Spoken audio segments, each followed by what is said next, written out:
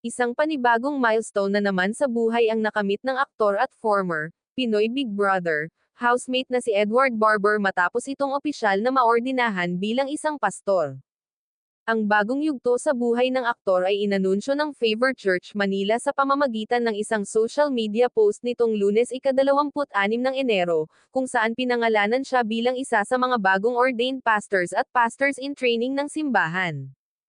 Sa isang panayam kay Bianca Gonzalez sa Barangay, noong 2024, ibinahagi ni Edward na doon niya napagtanto ang kanyang calling, sa panahon na nasa mababang punto ang kanyang buhay at karera.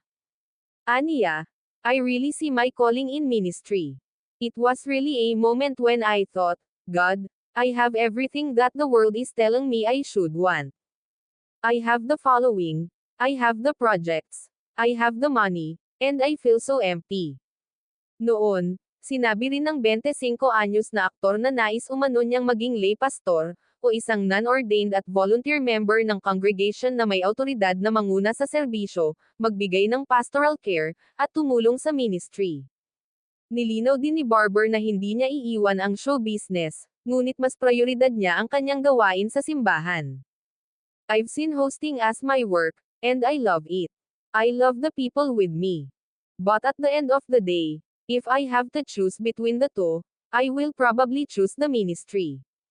Unang nakilala si Edward Barber nang sumali siya sa Pinoy Big Brother, Lucky 7 noong 2016, kung saan nagtapos siya bilang 4th placer. Kalaunan ay itinambol siya kay Maymay Entrata, na bumuo sa sikat na Mayward Love Team at nagbida sa romantic comedy na Loving in Tandem.